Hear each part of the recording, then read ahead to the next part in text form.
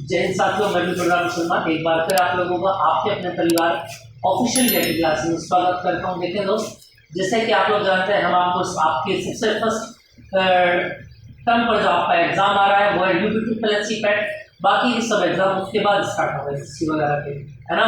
तो main target फिलहाल हमारा यूपी और जिसके बारे में हम लगे हुए हैं पूरी तैयारी में 100 नंबर के पैट के लिए। इसमें हमें अधिक से अधिक मार्क्स लेके आने अपने, इस बात को आप ध्यान रखेंगे। और जिसके लिए हम लेकर आते हैं आपके लिए जीके जीएस की एक बेहतरीन क्लास, और साथ में हम लेकर आ रहे हैं आपके लिए फिजिक्स की एक बेहतरीन क्लास चल रही है दोस्तों, उसको भी आप रेगुलर अटेंड करेंगे। और कोशिश ये रहेगी विद इन 20 डेज में आपका टोटल सिलेबस उसमें कंप्लीट करा दिया जाए, ठीक है। अब बात करते हैं ज्योग्राफी की।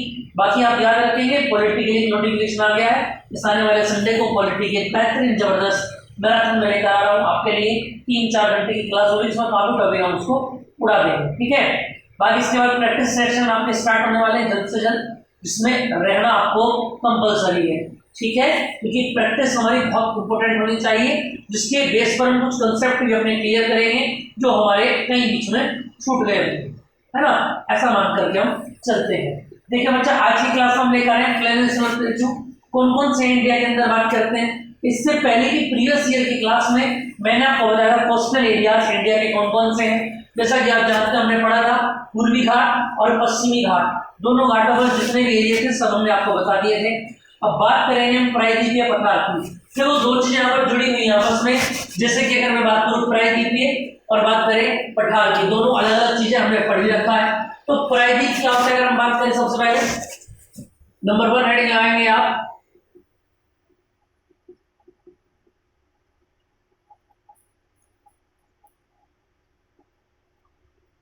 प्रायद्वीपीय क्या होता है। देखो याद रखेंगे आप, जमीन का वह भाग जो चारों ओर जल से घिरा रहता है, ठीक है, क्या कहलाता है, याद रखेंगे आप, प्रायद्वीप कहलाता है, यानी पेनिनसुल। अगर हम बात करें ऐसा कौन सा भाग है हमारे पास, देखना जरा भैया। अगर हम बात करें इंडिया की,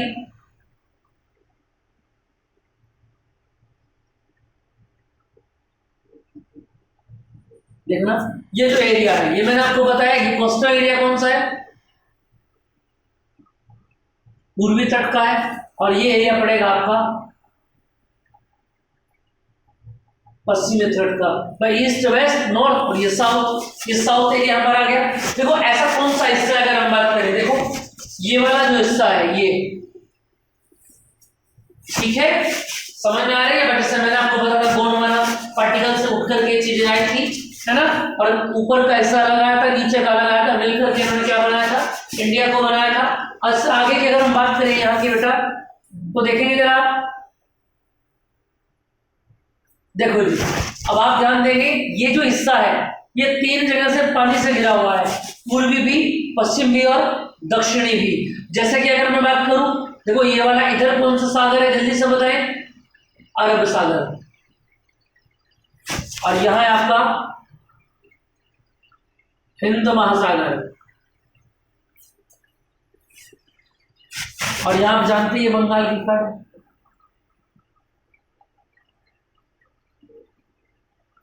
चीजें समझ में आ रही है, तो तीनों ओर से क्या हो गया, ये पानी से घिर गया, और याद रखना यही हिस्सा आपका क्या कहलाया, प्रायद्वीप कहलाया, पेनिनसुला जिसको आप बोल रहे हैं। समझ में आ गई बात, कितनी बात क्लियर है। अगर इसकी शेप की बात करें भैया, शेप यानी इसकी आकृति की बात करो तो क्या होती है, ट्रायंगुलर होती है, यानी कि त्रिभुजाकार, त्रिभुज के आकार का बना होता है कुछ इस तरीके का, दिखाई भी दे रहा होगा आपको, ये इस तरीके का एरिया, ये क्या कहलाता है आपका, प्रायद्वीप कहलाता है। बात समझ में आ गई है, क्लियर है इतनी बात। चलो देखिए, अब दूसरे नंबर की बात आती है पठार की। अब दोनों ही मिक्स होके चलेंगे आगे, पहले अलग अलग देख लो इसको आप, प्लेचू कौन कौन से होते हैं। देखो जरा पठार की अगर हम बात करें, देखो जमीन से उठा,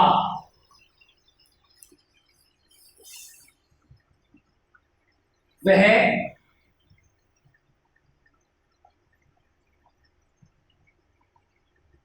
समतल भूभाग जो,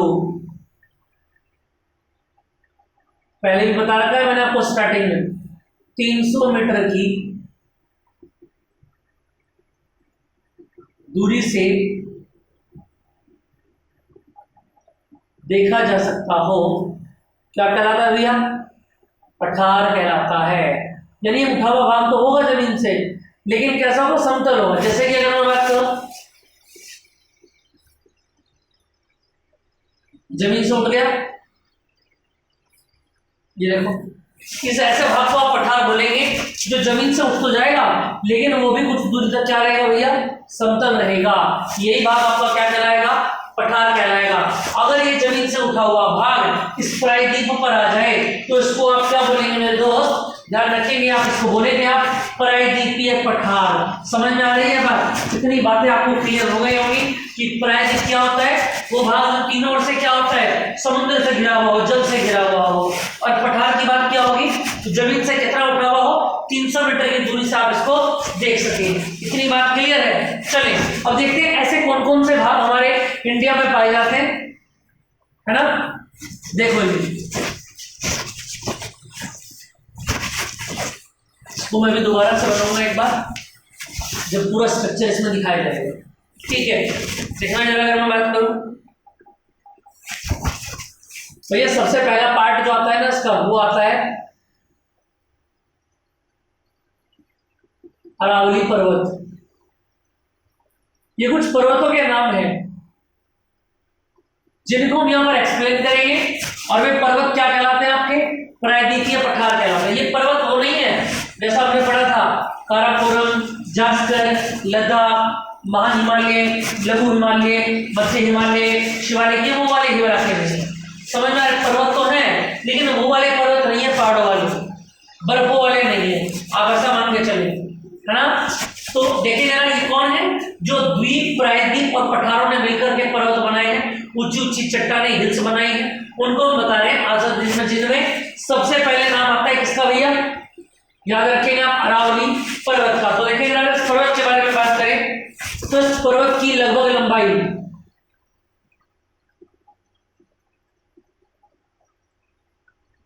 अगर इस पर्वत की लगभग लंबाई के बारे में बात करें तो भैया ये 800 किलोमीटर है। किलोमीटर है, मीटर नहीं है। और आप सोच सकते हो कितना लंबा तक जाएगा, कि गुजरात से लेकर दिल्ली तक पहुंचेगा। आप समझ रहे हैं मेरी बात को? मैंने क्या बताया आपको, फिर दोबारा से देखेंगे आप।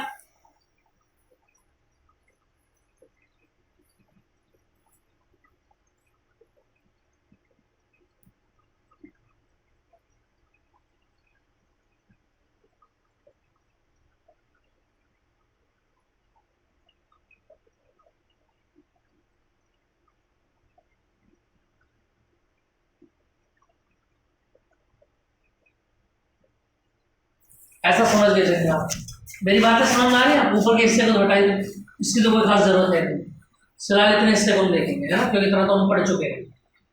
देखना भैया जरा, इसकी बात अगर मैं करूं, देखो ये कहां से चलेगा? गुजरात से चलना स्टार्ट होगा, और कहां तक ये पर्वत जाएगा आपका? दिल्ली तक जाएगा। और हमको पता है बीच में क्या क्या पड़ता है, बताना जरा। अगर हम यहां से चले तो सबसे पहले गुजरात पड़ेगा, राजस्थान, हरियाणा, दिल्ली। हरियाणा से, राजस्थान से होते हम कहां पहुंचेंगे? दिल्ली पहुंचेंगे। समझ में आ रही है बात? चलो जरा, तो ये हो गया आपका अरावली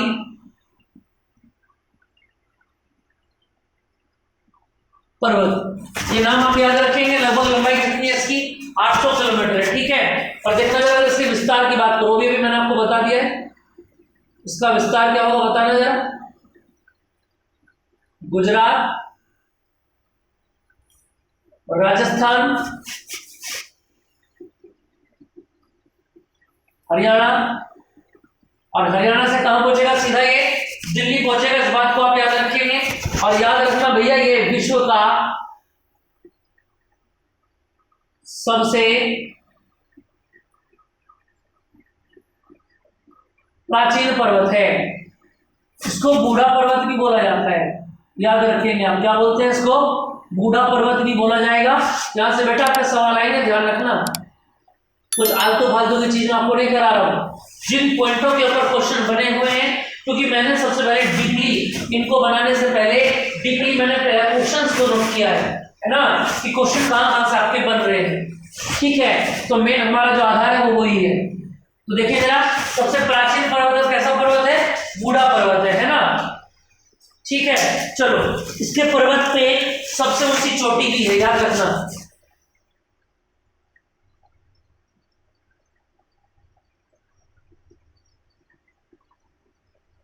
जिसका नाम है गुरु शिखर।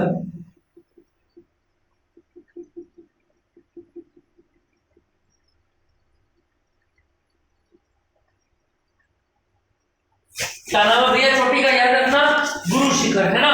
और कहां है ये, राजस्थान, माउंट आबू,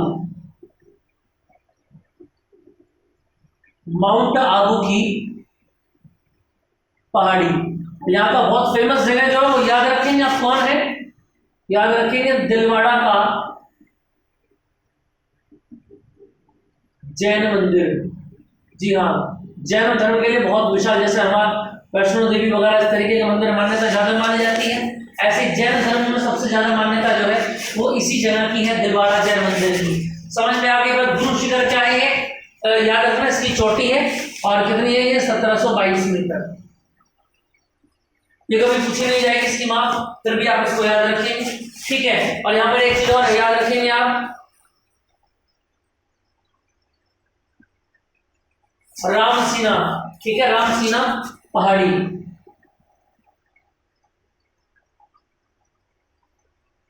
रामसीना पहाड़ी, ये कहां पर है, याद रखेंगे आप, दिल्ली में है। और इसको रामसीना पहाड़ी नहीं बोला जाता है, समझ में आ रही है बात, इसको रामसीना पहाड़ी दिल्ली में बोलते ही नहीं है, क्या बोलते हैं, याद रखना, मजनू का टीला, इसी का नाम है। अब आप बोलेंगे भैया मजनू कौन है, तुमने देखा ना, तुम्हारे आसपास भी बहुत सब मिलते होंगे जो लैला के पीछे पागल होते हैं, है ना, उसी मजनू की बात कर रहे हैं। जी हाँ, उसी मजनू का एक टीला है, ठीक है, जिसका नाम, सही नाम क्या है, रामसीना पहाड़ी है। और याद रखना, इतनी बात क्लियर हो गई। और यहां से आगे देखिए, ये रामसीना पहाड़ी जो है ये अरावली का ही पार्ट है, अरावली का ही हिस्सा है। और इसी रामसीना के ऊपर कौन है, याद रखना,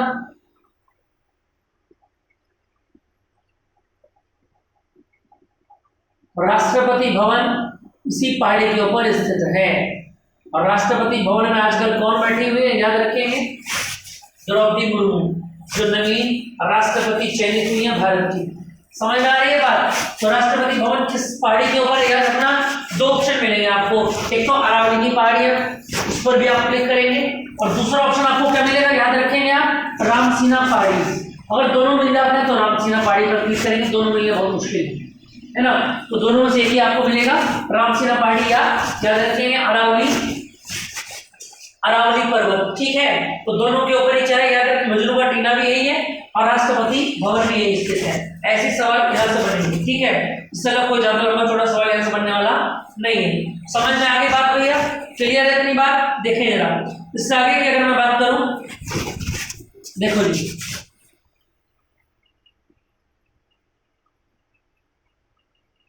दो बातें याद रखेंगे।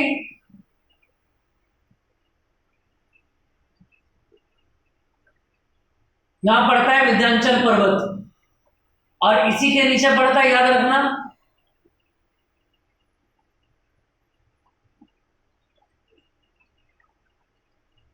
इसी के नीचे पड़ता है सतपुड़ा पर्वत। और सबसे नीचे की अगर मैं बात करूं भैया, तो यहां आप ध्यान रखेंगे,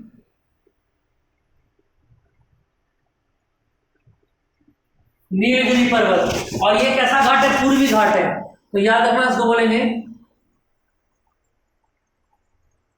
पूर्वी घाट पर्वत। और ये कैसा, पश्चिमी है, तो उसको क्या बोलेंगे आप,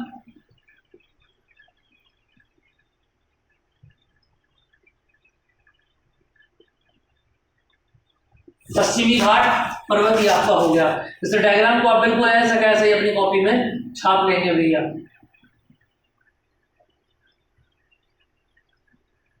भैया बात समझ रहे हैं आप लोग मेरी? मैं क्या बताना चाह रहा हूँ आपको। कितने पर्वत हो गए? अरावली पर्वत, विंध्याचल पर्वत, सतपुड़ा पर्वत, पश्चिमी घाट पर्वत, पूर्वी घाट पर्वत और नीलगिरी पर्वत। कुल 6 पर्वत मैंने आपको बताए हैं और ये बहुत ज्यादा इंपॉर्टेंट है, याद रखेंगे आप, ठीक है। अरावली पर्वत मैंने आपको करा दिया है, इसकी विशेषताएं क्या क्या याद रखेंगे। 800 किलोमीटर की लंबाई है और आप मैप से इनको याद रखेंगे। देखो अरावली किस साइड में है? गुजरात से लेकर के दिल्ली तक जा रहा है और रास्ते में कौन कौन से 4 नगर पड़ेंगे जिनको बहुत अच्छे से आपको याद रखना है। गुजरात, गुजरात के बाद राजस्थान, फिर हरियाणा और सबसे आखिर में दिल्ली। और दिल्ली में कौन है? राष्ट्रपति है, तो याद रखना राष्ट्रपति भवन भी इसी पर्वत के ऊपर है। बस उस पहाड़ी का नाम क्या है? याद रखना रामसीना पहाड़ी है, अरावली का हिस्सा है, राष्ट्रपति भवन इसी पर है। अच्छा, अरावली पर्वत की सबसे ऊंची चोटी अगर आपसे पूछी जाए तो याद रखना क्या लिखेंगे आप? याद रखेंगे गुरु शिखर सबसे ऊंची चोटी है, जिसको राजस्थान के माउंट आबू की पहाड़ी में बोला गया है। और यहीं पर क्या दिलवाड़ा जैन मंदिर भी है। चलो जी, अब बात कर लेते हैं विंध्याचल पर्वत की। इसको विंध्य पर्वत भी बोल दिया जाता है। विंध्याचल कम लिखा रहता है जगह, पूरा नाम विंध्याचल पर्वत है ना। बाकी जगह जगह आपको क्या लिखा मिलेगा?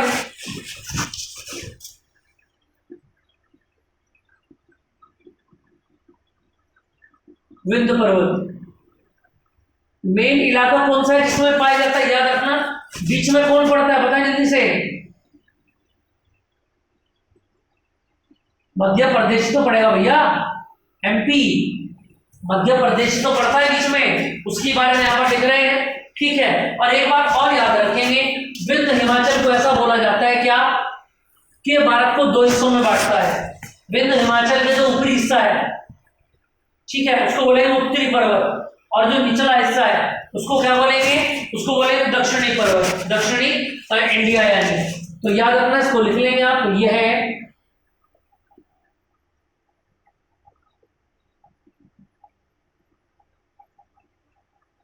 संपूर्ण भारत को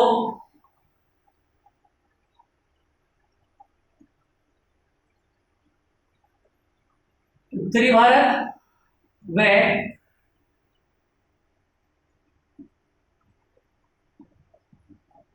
दक्षिणी भारत में बांटता है या विभाजित करता है। इतनी बात आपको समझ में आ रही है? हाँ जी, बात क्लियर है?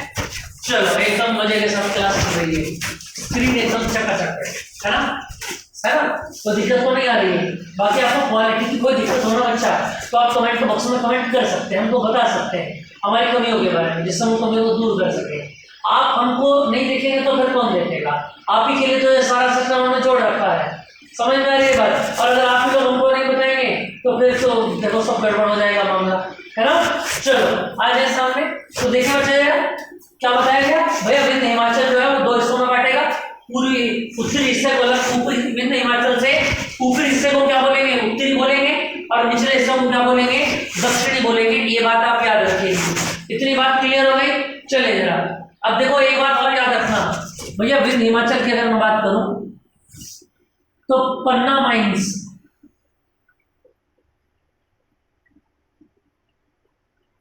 यहीं पर है, काफी इंपॉर्टेंट है, आगे भी आएगा, लेकिन यहां पे इसको आप नोट कर लेंगे। पन्ना की जो खान है वो यहीं पर मिलती है। समझ में आ रही है बात? चलिए जरा आगे, इससे आगे की अगर मैं बात करूं, देखेंगे भैया नेक्स्ट।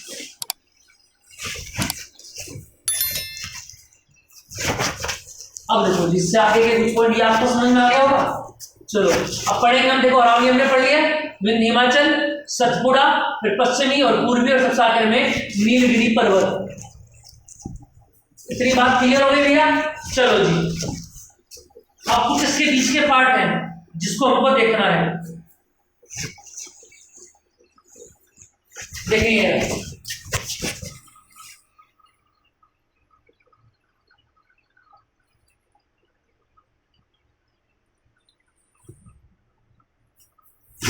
ठीक है,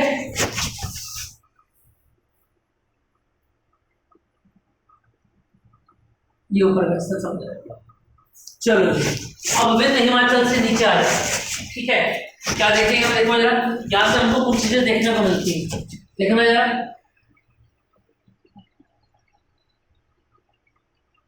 सबसे पहले मिलता है हमको मालवा का पठार।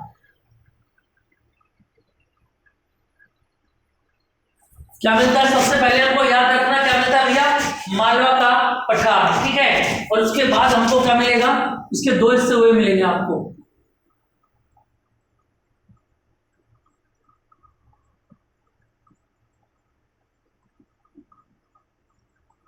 उसको बोलेंगे आप बुंदेलखंड का पठार, ठीक है। और इस वाले को बोलेंगे आप बघेलखंड का पठार। समझ में आ गया। और एक हिस्सा यहां पर आपको ये मिलेगा, इसको हम बोलेंगे क्या,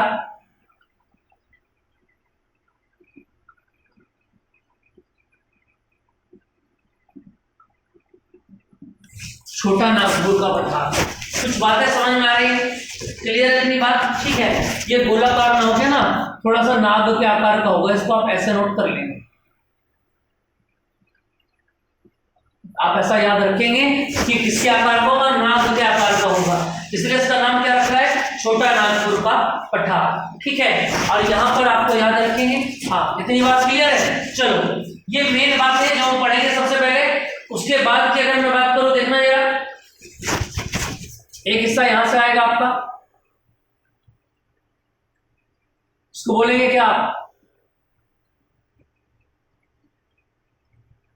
दक्कन का पठार। और एक हिस्सा यहां से आएगा, इसको बोलेंगे आप तेलंगाना का पठार। और एक हिस्सा यहां से आएगा, इसको बोलेंगे आप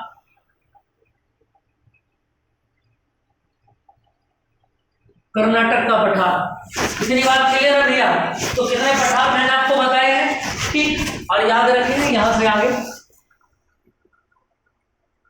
जब यहां पर जाएंगे तो यहां पर आपको मिलेगा, इसको बोलेंगे शिलोंग। ये भी बताऊंगा अभी कहां से आगे टकता है बीच में, शिलोंग का पठार। तो ये छोटे छोटे पठार है जिनके बारे में जल्दी जल्दी कंप्लीट कर लेते हैं अपनी सारी बातें जो भी आज की बातें लेकर आए हैं आप लोगों के लिए।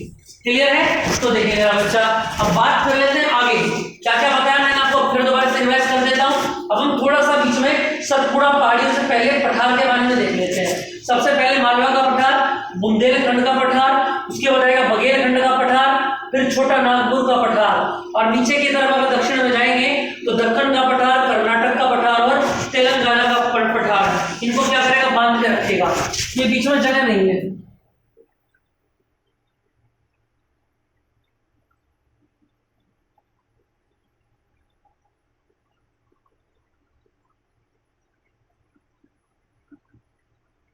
याद रहेगी बात, दक्कन का पठार, कर्नाटक का दक्कन का पठार, कर्नाटक का पठार, और ये आ गया आपका तेलंगाना का पठार, और उधर बन जाता है आपका शिलोंग का पठार। समझ में आ गई बात भैया। चले जरा इससे आगे की अगर मैं बात देखूं तो देखना जरा, यहां से अगर मैं बात करूं सबसे पहले मालवा का पठार, साथ साथ पढ़ते चलेंगे इन चीजों को भी आप।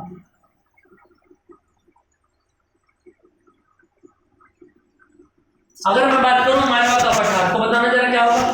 मालवा के पठार की अगर हम बात करें, दिखाई दे रहा है सभी को मालवा का पठार किस किस सेट है, थोड़ा देखना जरा भैया, विस्तार समझ में आ रहा है आपको। गुजरात से शुरू हुआ,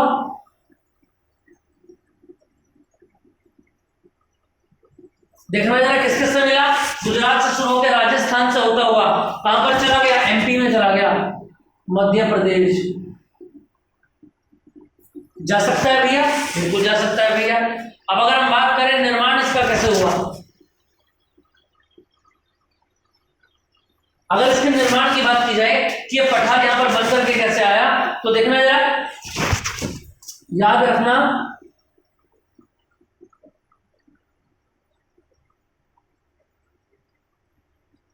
ज्वालामुखी की लावा से, जिससे क्या निकली, बेसाल्ट।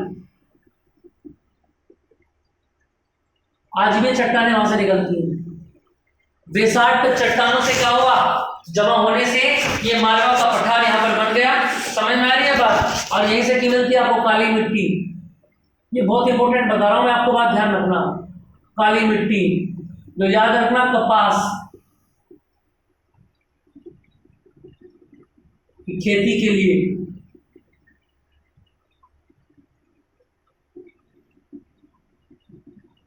अति उत्तम होती है। समझ में आ गई बात? फिर दोबारा सुन ले। मालवा का पठार किस किस होकर के गुजरेगा?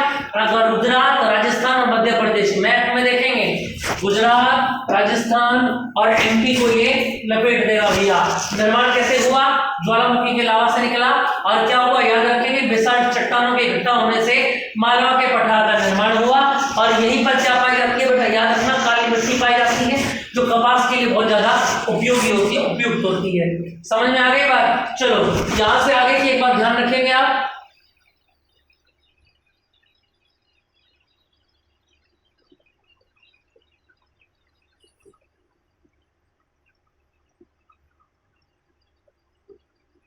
यमुना की 4 सहायक नदियां बताई गई हैं। कौन कौन सी नदियां हैं देखना जरा।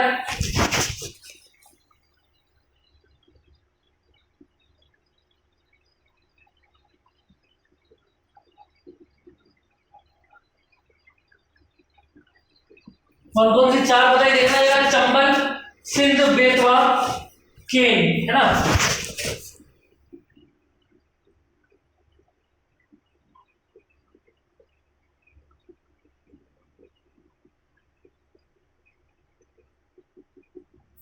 याद रखेंगे इन सभी का उद्गम कहां से हुआ भैया? मालवा के पठार से इन सभी का उद्गम हुआ, याद रखना। तो यमुना की कौन कौन, यही साथ तो आ रही है यमुना। और यमुना का जो सहायक नदियां हैं उनका जो उद्गम है वो कहां से हुआ है? याद रखेंगे मालवा के पठार से इनका उद्गम हुआ है। और कौन कौन से हुआ है? याद रखना चंबल, सिंध, बेतवा और केन। ये 4 नदियां हैं, यमुना की सहायक नदियां हैं, जहां से क्या हुआ है? उद्गम स्टार्ट हुआ है। समझ में आ गई बात? तो देखिए अगर हम बात करें बुंदेलखंड के पठार की, इनके बारे में ज्यादा आपको खोलकर नहीं पढ़ना है, एसएससी में जाएंगे तब पढ़ाएंगे। बुंदेलखंड का पठार, और ये बना हुआ है किससे? यूपी प्लस एमपी, इन दोनों को उसने घेर रखा है, याद रखना भैया। यूपी, उत्तर प्रदेश और मध्य प्रदेश के मिलने से क्या बना है? ये बना है। बात समझ में आ गई? चलो इतनी बातें क्लियर है। अब छोटा नागपुर का पठार, दक्कन का पठार, कर्नाटक, तेलंगाना और शिलांग, इनको पढ़ने से पहले हम पढ़ लेते हैं सतपुड़ा पहाड़ी, क्योंकि उसकी जरूरत पड़ेगी हमें यहाँ पर बीच में। समझ रहे हो? कभी बोलो भैया ने बीच में छुड़वा दिए, छुड़वाया कुछ नहीं है, सुन लेंगे ध्यान से। सतपुड़ा पहाड़ी के बारे में पढ़ते हैं, देखना जरा हम बात करें। नंबर 3,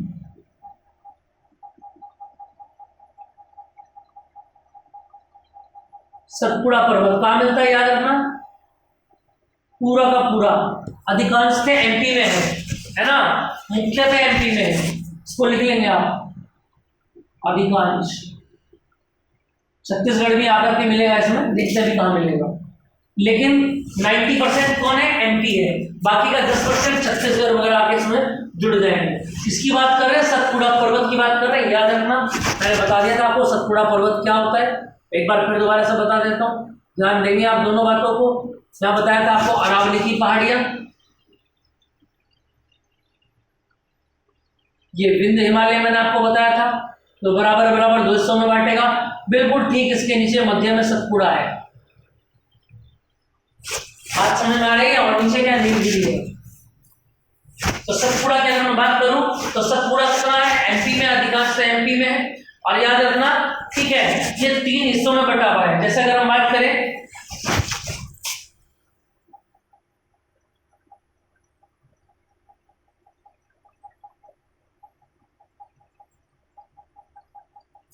तीन हिस्सों में बटा हुआ है, जैसे कि अगर मैं बात करूं, देखना जरा, सबसे पहला है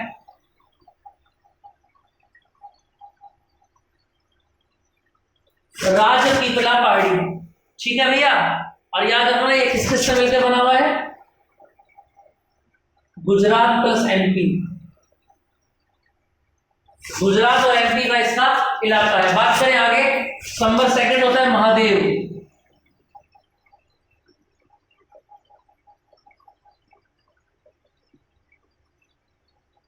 ये पूरा का पूरा एमपी में है। और तीसरा आता है मैकाल।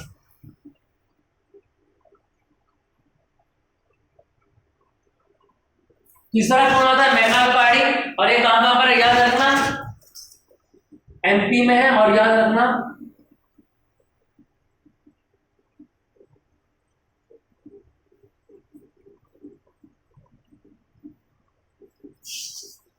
छत्तीसगढ़ में है। कहां पर है ये? छत्तीसगढ़ में है। इस बात को आप याद रखेंगे। क्या क्या बताया? सतपुड़ा पर्वत जो इस बीच वाला है, ये 3 मेन इसके स्तंभ हैं। जैसे मैंने बताया राजपीपला पहाड़ी, महादेव पहाड़ी और मैकाल पहाड़ी। अगर हम बात करें सतपुड़ा की सबसे ऊंची चोटी, तो याद रखना सबसे ऊंची चोटी कौन है?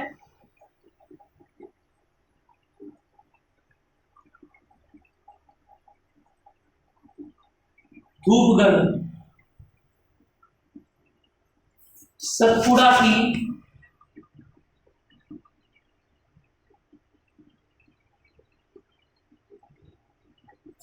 सबसे ऊंची चोटी कौन है? याद रखना धूपगढ़ सबसे ऊंची चोटी है।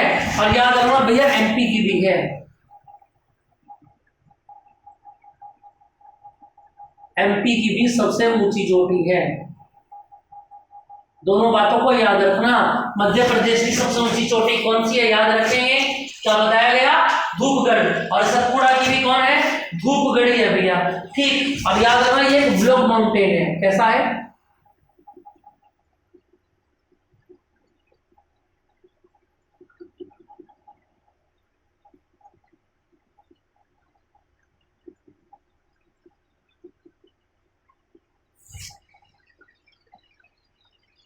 It is a block mountain, यानी कि यह क्या है? भ्रंश पर्वत है। भ्रंश पर्वत यानी इसके अंदर घाटियां बनी हुई हैं इस तरीके से। इन्हीं को हम क्या कहते हैं? भ्रंश घाटियां बोलते हैं। समझ में आ गई बात? इतनी बात क्लियर है? चलिए जरा आगे। इससे आगे की अगर मैं बात करूं, देखिए सतपुड़ा के बारे में कुछ और बातें पढ़ लेते हैं जो काफी इंपॉर्टेंट है हमारे एग्जाम के पर्पज से। ये समझ में आ गया? सतपुड़ा के 3 हिस्से मैंने आपको बताए हैं, राजपीपला पहाड़ी, महादेव पहाड़ी और तीसरा आपने क्या पढ़ा है? मैकाल पहाड़ी। अगर हम बात करें राजपीपला की, तो गुजरात और मध्य प्रदेश मिलकर के बना। देखो राजपीपला सबसे इधर है, तो इधर कौन? गुजरात। तो गुजरात मिल गया। बीच में कौन है? महादेव है। तो मध्य प्रदेश अपने आप उसको लपेट रहा है। और सबसे उधर कौन चला गया? मध्य प्रदेश तो है ही, लेकिन सबसे कोने में कौन मिलता है? छत्तीसगढ़। तो उधर छत्तीसगढ़ मिल गया और इधर कौन मिल गया? गुजरात मिल गया। ये बात आप याद रखना। चलिए इससे आगे की मैं बात करता हूं। देखिए जरा आगे। सतपुड़ा पर्वत में चल रहे हैं भैया जी। हाँ देखिए जरा, बात कर रहे थे आगे। देखो जी एक बात याद रखना, देखेंगे जो आपका सतपुड़ा पर्वत होगा ना,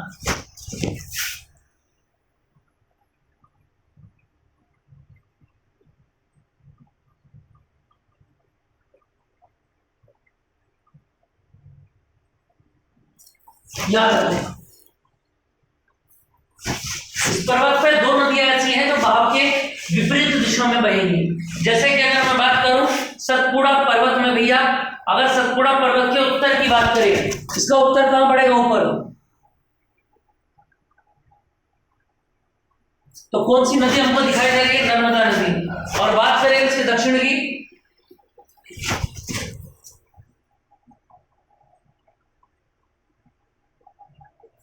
तो ये तो नॉर्थ हो गया।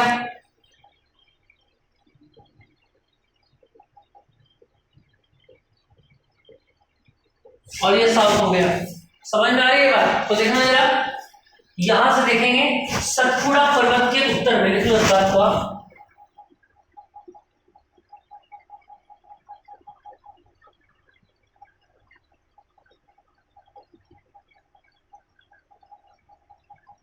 सतपुड़ा पर्वत के उत्तर में यही सतपुड़ा पर्वत के उत्तर में कौन होगी? नर्मदा नदी। और याद रखना भैया सतपुड़ा पर्वत के दक्षिण में कौन मिलेगी आपको? ताप्ती नदी।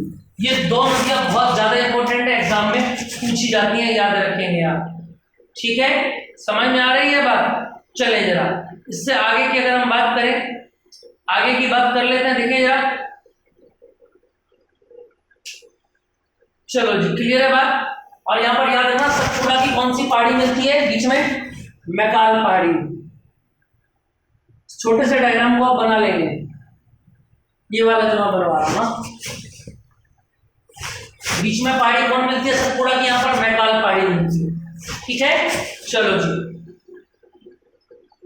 और यहां पर सबसे ऊपर कौन होता है, सबसे ऊपर कौन बैठा है, विंध्य हिमाचल।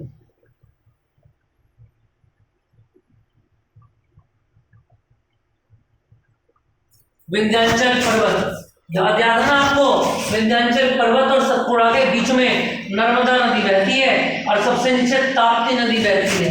समझ में आ गई बात, ये बात आप याद रखेंगे। और यहां पर याद रखना एक बात और याद रखेंगे, नर्मदा नदी जो निकल रही है वो कहां से निकल रही है,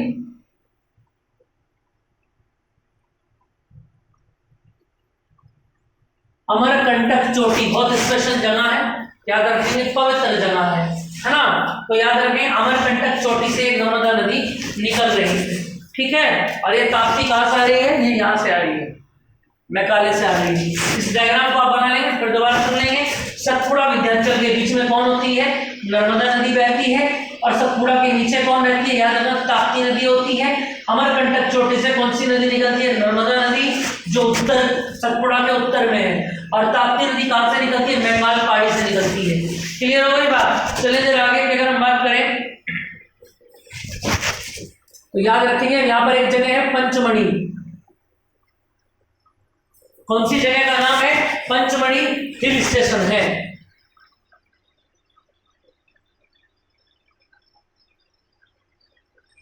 पंचमढ़ी क्या है भैया, हिल स्टेशन है। ठीक है, और याद रखना ये कहां पर है,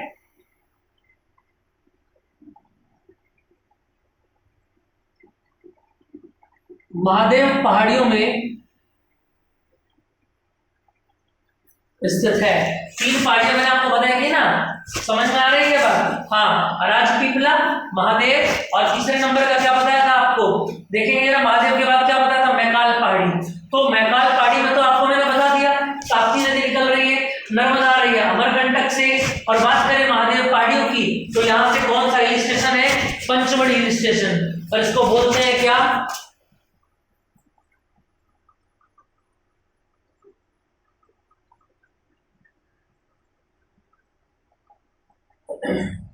सतपुड़ा की रानी, यानी कि क्वीन ऑफ सतपुड़ा।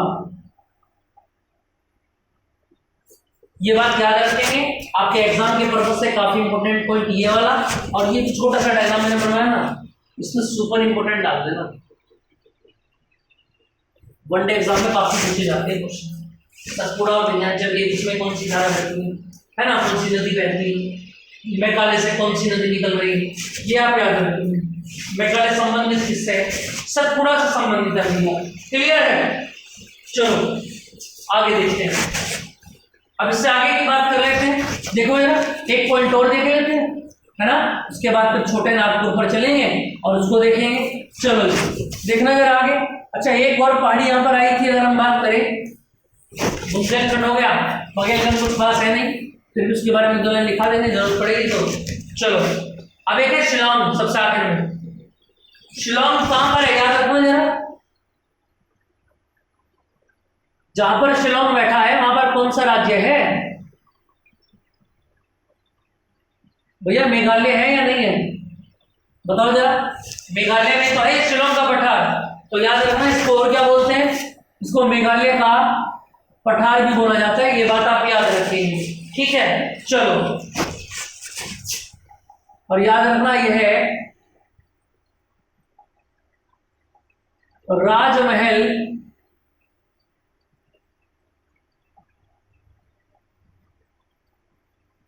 पहाड़ियों का भाग है, इसका भाग है ये, राजमहल पहाड़ियों का भाग है। और याद रखना ये राजमहल पहाड़ियां कहां पर है भैया,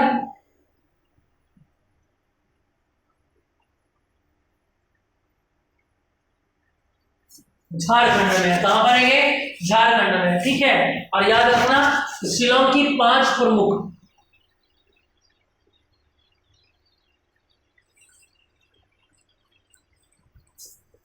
प्रमुख क्या है? पहाड़ियां हैं, है ना। पटना राज्य पहाड़ियां लिखेंगे इसको आप।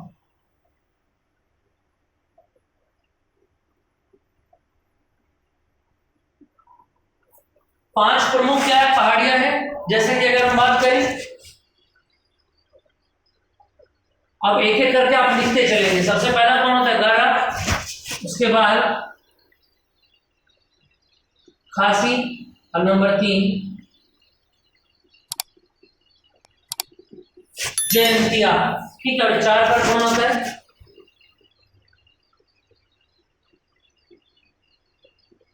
मिकेल। और नंबर 5 पर कौन है? रेगमा। समझ में बात है नहीं बेटा? अब ये याद रखना इन पहाड़ियों के नाम ऐसे ऐसे क्यों रखे गए। याद रखना यहाँ की जो ट्राइब्स हैं, जनजातियों के आधार पर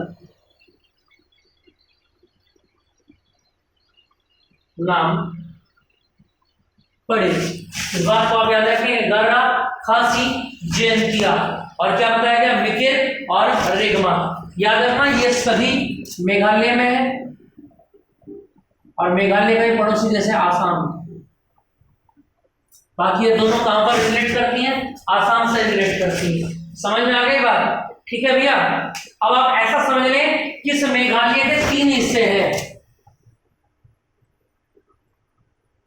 अगर ये पूरा का पूरा मेघालय है तो 3 हिस्से हैं। ये वाला हिस्सा है गर्रा, ये वाला खासी, और ये वाला है जयंतिया।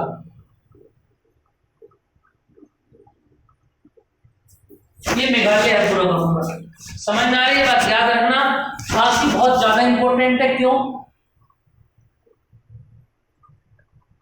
यहां पर जगह है मासेनराम, चेरापूंजी, अलग अलग जगह का नाम है। और मासेनराम, चेरापूंजी, ठीक है। और बाद में यहां पर आता है शिलांग भी यहीं पर है। और मानेसराम क्या याद रखना? विश्व का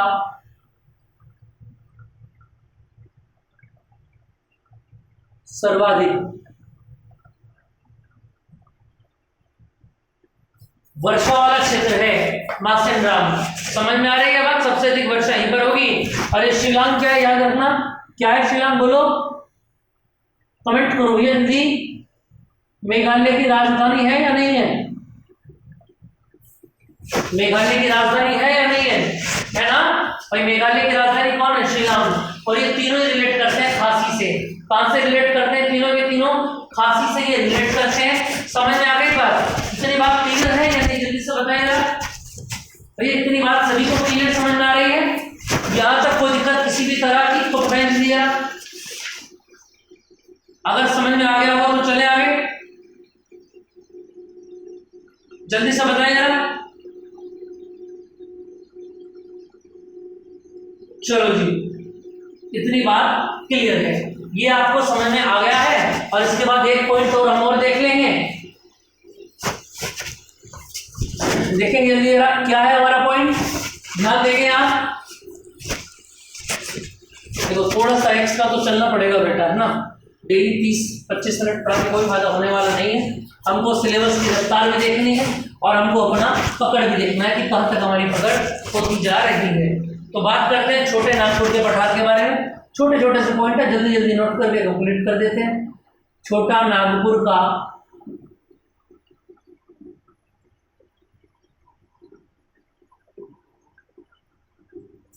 जल्दी दिखाई दे रहा सभी को? छोटा नागपुर, नाग की तरह बैठा है, ढंग लगा हुआ है ना। ये रहा देखो, ये छोटा नागपुर। समझ में आ गया? पहले से ही छोटा, चले नाम भी छोटा कर दिया। चलो इसके बारे में अगर हम बात करें, विस्तार क्या होता है इसका, ये कहां कहां तक फैला होगा इसको देख लेते हैं। देखना जरा, सबसे ज्यादा भैया इसमें झारखंड लपेट रखा है, याद रखना।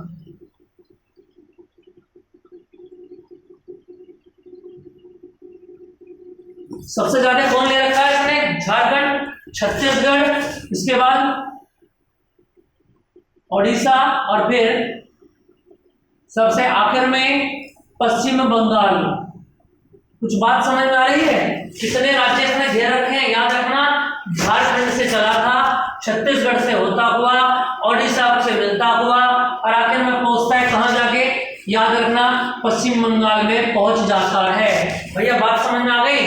ठीक है। और याद रखना सर्वाधिक कहां पर फैला हुआ है? ये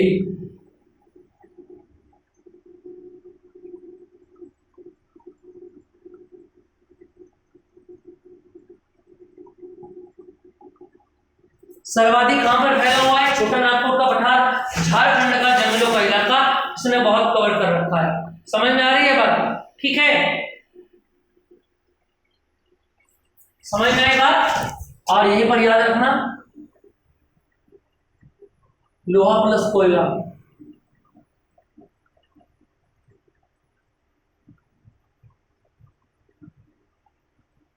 इसी इलाके में लोहा और कोयला भी पाया जाता है, इसलिए बहुत रेयर है। और ज्यादातर फैक्ट्रियां आप देख रहे हैं आज के टाइम में कहाँ लग रही है? इसी एरिया में लग रही है, जिससे ईंधन की कमी उनको ना हो। समझ में आ गई बात? चले जरा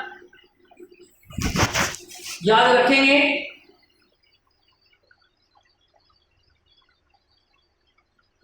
भैया खनिजों की दृष्टि से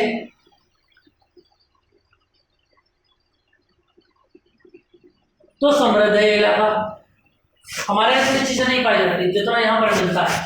तो खनिजों की दृष्टि से क्या है? ये समृद्ध है। समझ में आगे बात? और मेन कौन कौन है यहाँ पर खनिज? ध्यान रखना, मैं फिर बता रहा हूं आपको, लोहा प्लस कोयला, ये यहाँ पर मिलता ही मिलता है। समझ में आ गई बात? और याद रखना इसे क्या कहते हैं?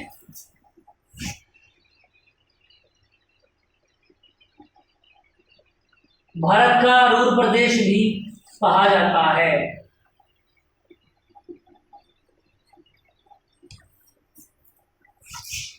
इतनी बात क्लियर है इसके बारे में? चलो जी, अब याद रखना आगे यहां पर एक नदी आती है जिसको बोलते हैं दामोदर नदी।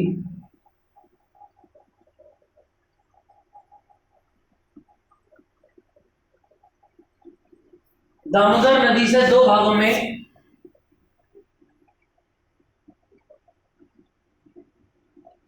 बांटती है। कितने भागों में बांट देती है? दो भागों में। नंबर एक कौन सा भैया?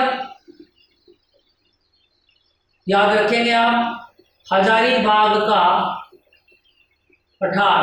समझ में आ रही है बात? और नंबर दो किसमें बढ़ता है? ये रांची, राजधानी भी है ना?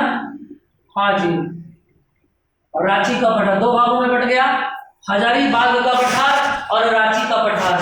समझ में आ रही है बात? ये ऐसे बटेगा हिस्सों में। देखो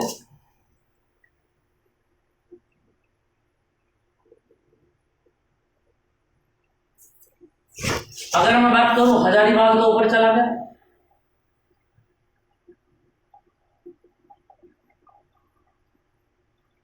और ये आ गया आपका रांची का पठार। बोलो समझ में आया नहीं आया? दो हिस्सों में बट गया, बीच में से कौन जा रही है? दामोदर नदी जा रही है। ठीक है, और यहाँ पर एक चोटी मिलती है, इस चोटी का नाम क्या है?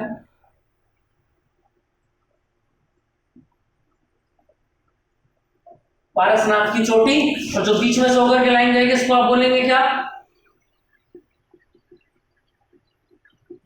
दामोदर नदी बोलेंगे। समझ में आ गया? दामोदर नदी भैया याद रखेंगे छोटे नागपुर के पठार को दो हिस्सों में बांटेगी, हजारीबाग का पठार में और रांची के पठार में। और हजारीबाग के पठार में क्या पाया जाता है? पारसनाथ की चोटी पाई जाती है। ये बात आप याद रखेंगे, इस बात को आपको भूलना नहीं है। समझ में आ गई बात? ठीक है, ये पारसनाथ की चोटी क्या है याद रखना।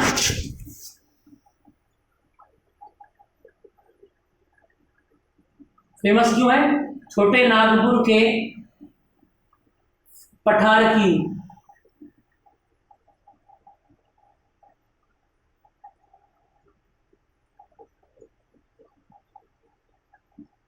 सबसे ऊंची चोटी है, याद रखना। क्या है ये? छोटे नागपुर के पठार की सबसे ऊंची चोटी है।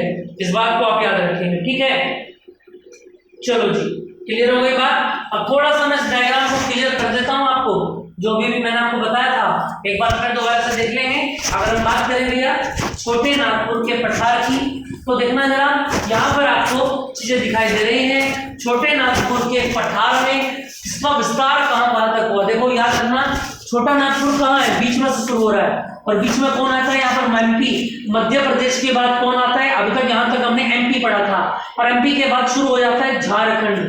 जितने भी ट्राइब्स एरिए हैं है ना, तो झारखंड यहाँ पर मिलेगा, छत्तीसगढ़ यहाँ पर मिलेगा, उड़ीसा यहाँ पर मिलेगा और सबसे आखिर में कौन मिलेगा, पश्चिम बंगाल। तो ये आप याद रखेंगे छोटे नागपुर का जो विस्तार है वो झारखंड से लेकर के कहाँ तक होगा, पश्चिम बंगाल तक होगा। और सबसे ज्यादा जो 90% एरिया कवर किया हुआ है, 80% एरिया वो कौन सा है, झारखंड का है। और सबसे बड़ी बात ये है यहाँ पे बेटा क्या रखना स्टूडेंट्स, यहाँ पर क्या पाया जाता है, लोहा और कोयला सबसे ज्यादा पाया जाता है। और जहां पर आप जानते हैं लोहा और कोयला होगा वहां आपको किसी और चीज की जरूरत नहीं पड़ेगी, ठीक है। लोग अब घूमते हुए अपने आप को अपने आप आएंगे, है ना। यही कारण है कि जितना भी इंडस्ट्रियल एरिया बढ़ता जा रहा है कि उसी साइड में बढ़ता जा रहा है, उड़ीसा पश्चिम बंगाल साइड, है ना, क्योंकि वहां स्टील की पूर्ति मिल रही है।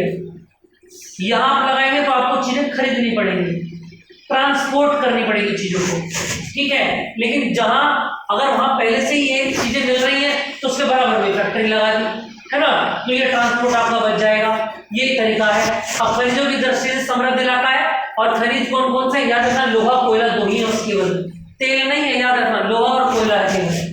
भारत का रूल प्रदेश भी कहा जाता है। दामोदर नदी, देखो दामोदर नदी जो होती है वो छोटे नागपुर के बीच में से दो फाड़ कर देती है। जैसे कि अगर मैं बात करूं बेटा, देखना जरा ऊपर वाला भाग को क्या कहेंगे, हजारीबाग का पठार और नीचे वाले भाग को कहेंगे रांची का पठार।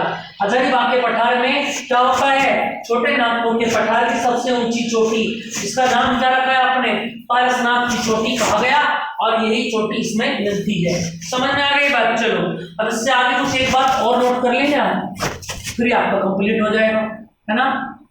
चलो जी,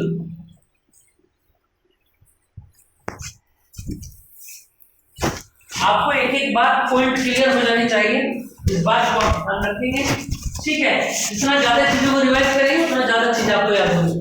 समझ में आ रही है बात भैया। चलो जैसे कि अगर मैं बात करूं इधर से इसको मैं यहां से बना,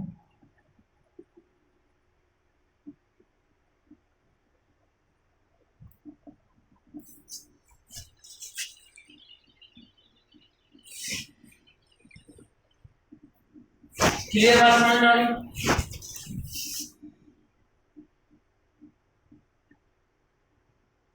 भैया समझ में आ गई बात यहां से। चलो जी,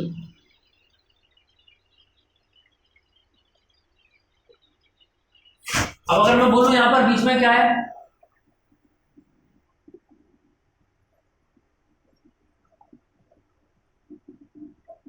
सतपुड़ा है, तो मुझको पता है ऊपर से कौन बह करके आ रहा है भैया,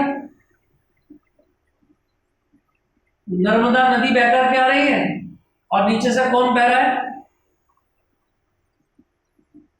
नीचे से ताप्ती नदी बह करके आ रही है। नर्मदा नदी कहां से आ रही है, अमरकंटक से आ रही है, याद रखेंगे। और बेटा ये ताप्ती नदी कहां से आ रही है, ये मैकाल पहाड़ी से आ रही है। मैकाल पहाड़ी कहां पर है, सतपुड़ा की तीसरे नंबर की पहाड़ी है, ये बात आप याद रखेंगे। चले आगे की अगर मैं बात करूं, देखिए यार दो हिस्से यहां पर आपके बनेंगे,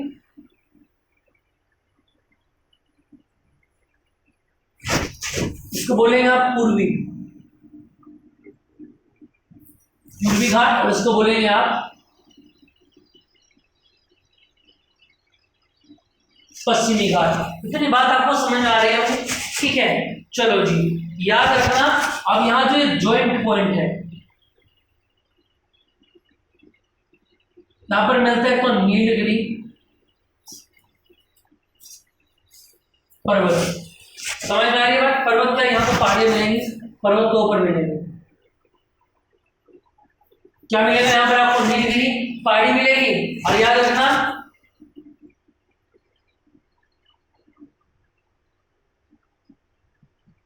एक पहाड़ी स्टूडेंट्स आपको और मिलेगी, उसका नाम है पालनी पहाड़ी। और यहाँ पर याद रखेंगे एक बात और मिलेगी आपको, इलायची की पहाड़ी भी आपको यहीं पर मिलेगी। ये नाम आप याद रखेंगे, यहाँ से सवाल बनेंगे भैया, ठीक है। और यहाँ पर एक चीज और मिलेगी आपको,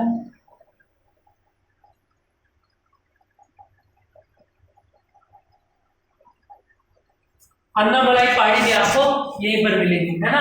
समझ में आ गई बात? बताना जरा अपनी बात क्लियर है या नहीं। देखो इस पूरे एरिया का ढाल इधर को है, लेकिन इसके बावजूद भी दो नदियां ऐसी हैं जिनका ढाल कहाँ होगा, उस साइड में होगा। कौन कौन सी है? नर्मदा नदी और ताप्ती नदी, जो कहाँ पर आकर गिरेंगी, यहाँ पर आके अरब सागर में आके मिल जाएंगे। जैसा कि आप जानते हैं यहाँ कौन सा सागर है, अरब सागर। नीचे कौन मिलेगा?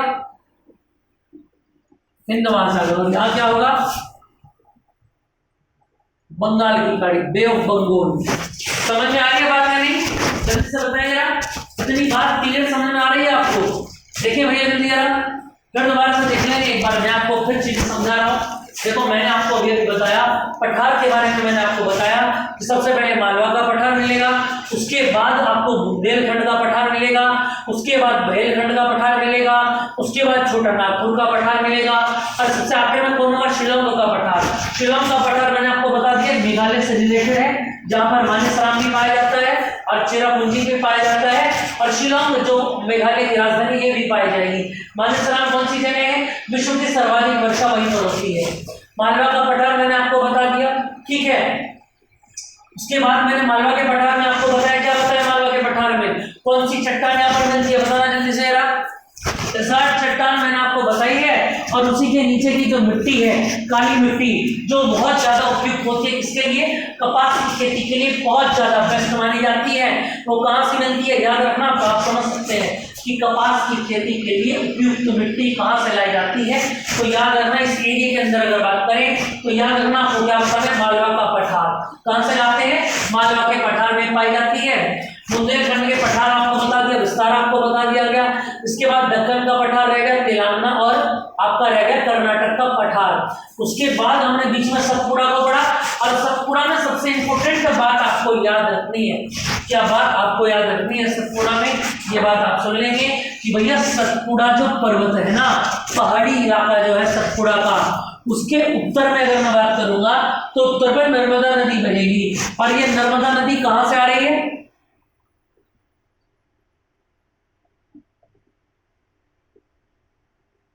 अमरकंटक से आ रही है। कहां से आ रही है?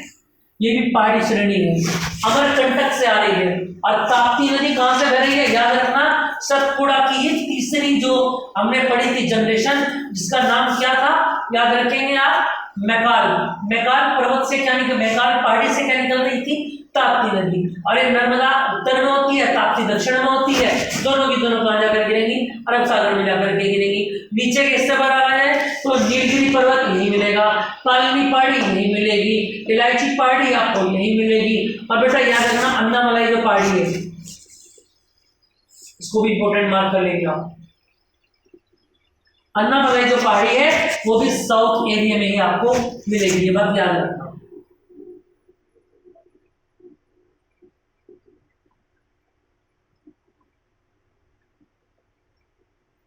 इस साउथ एरिया में ही आपको ये पहाड़ी मिलेगी।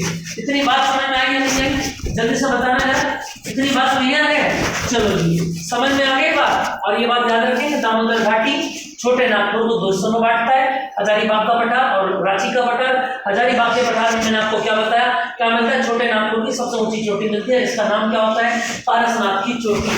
बेटा समझ में आ गई बात आपको? स्टूडेंट आपको बात समझ में आ रही है? मैं आपको क्या बताना चाह रहा हूँ। अच्छा एक बात और सुनेंगे, हमने आप लोगों के लिए लाइव सेशन और रखा है, और मे बी संडे 15 सितंबर के बारे में रखा है ना। तो कल की जहाँ तक बात है, और कल या परसों में आपका लाइव सेशन होगा, इसमें आप जरूर आएंगे और हमसे मिलेंगे जरूर बेटा, क्योंकि बहुत सारी बातें मैं इसमें आपको बताने वाला हूँ कि किस तरीके से रणनीति हमने बना रखी है आपके लिए, है ना। और किस तरीके से टॉपिक वाइज चीजें हम आपको कंप्लीट कराएंगे, मात्र जीएस की। बाकी इंग्लिश, हिंदी और आपका जितना भी सिलेबस है उसको आप अपने आप देखेंगे या उसको आप तैयारी कर भी रहे होंगे। बाकी प्रैक्टिस के लिए मैं आपको बता दूंगा कौन कौन सी बुक्स बेस्ट रहेंगी जहां से आप इनकी प्रैक्टिस क्वेश्चन लगा सकते हैं। ठीक है बेटा, कुछ प्रैक्टिस के क्वेश्चन मैं भी इसके टेलीग्राम में डाल दूंगा, वहां से आप इनको चेक कर सकते हैं। बाकी और सब्जेक्ट्स की आप जहां से तैयारी करें वहां से करते रहिए। और अब अंतिम समय स्टार्ट होने वाला है, डरे नहीं। पॉलिटी और इकोनॉमी कराना मेरी जिम्मेदारी है। एक्स्ट्रा क्लास स्टार्ट होने वाली है, मैराथन आपकी स्टार्ट होंगे और जितने भी मैराथन होंगी उनमें आना आप लोगों का कंपलसरी है। इसमें क्या होगा देखो बच्चा, कम समय में ज्यादा काम हम कर पाएंगे, ये बात आप समझेंगे। समय कम लेंगे, है ना। जैसे मान लिया 3 घंटे की क्लास है तो 3 घंटे की क्लास में काफी सारे क्वेश्चन हम आपको कंप्लीट करा दिया करेंगे। ठीक है, और एक सीरीज आपके लिए और संडे से स्पेशल होने वाली है। जैसे संडे में मैंने आपको बताया, संडे में आपकी पॉलिटी की और जीएस की साथ में क्लास रखेंगे और से हम 2-2.5 घंटे की लाइव सेशन होगा, है ना, जिसमें आप अपनी कॉपी पेंसिल लेके बैठेंगे, सारी चीजें आपको मिलेंगी दोस्तों, है ना। ठीक है बच्चा, इतना ध्यान रखेंगे। बाकी लगे रहिए अपनी तैयारी में, हम आपके साथ लगे रहेंगे। ऑफिशियल वेब क्लासेस आपका हमेशा स्वागत करता है। जय हिंद, जय भारत।